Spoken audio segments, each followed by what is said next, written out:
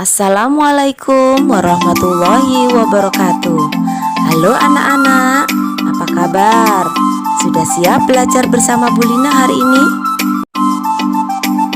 Hari ini kita akan belajar tema 1, indahnya kebersamaan, subtema 1, keberagaman bangsaku, khususnya muatan bahasa Indonesia tentang menentukan ide pokok paragraf.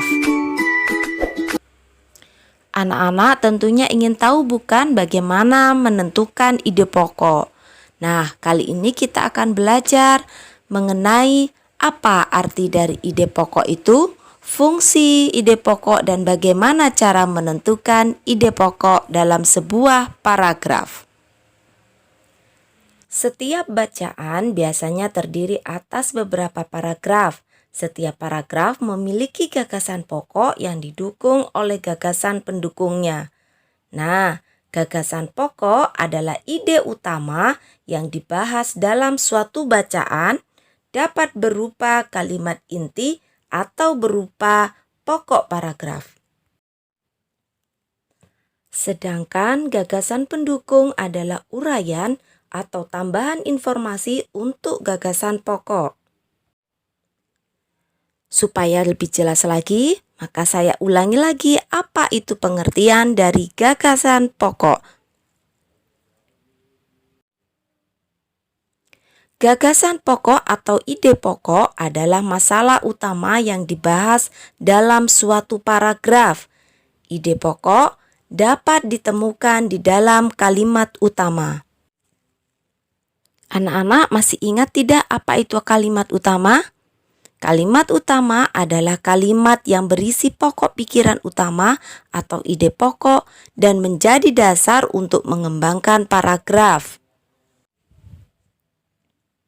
Letak kalimat utama dalam sebuah paragraf bisa berada di awal paragraf atau disebut dengan deduktif, atau berada di akhir paragraf atau disebut dengan induktif, atau bisa saja campuran, yaitu di awal dan di akhir paragraf.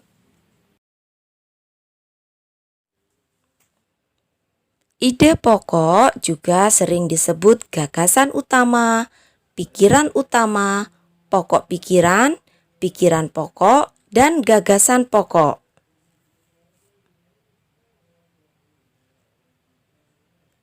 Nah, apa sih fungsi ide pokok? Fungsi ide pokok yaitu untuk memberikan penjelasan dari inti suatu paragraf sehingga pembaca dengan mudah dapat memahami paragraf tersebut. Nah, sekarang bagaimana cara menentukan ide pokok? Yang pertama, bacalah teks dengan seksama. Yang kedua, bacalah teks secara berulang. Dan yang ketiga, temukan kalimat utama di awal, akhir, awal atau akhir paragraf. Nah, anak-anak, mari sekarang kita mencoba untuk menemukan ide pokok dari sebuah teks berikut. Bacalah teks berikut dengan seksama.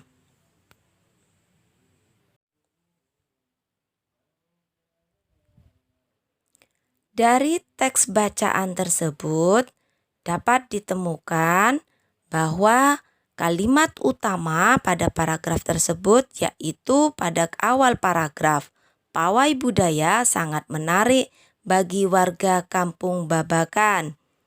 Jadi kalimat ini adalah kalimat utama. Di dalam kalimat utama ini mengandung ide pokok bacaan tersebut.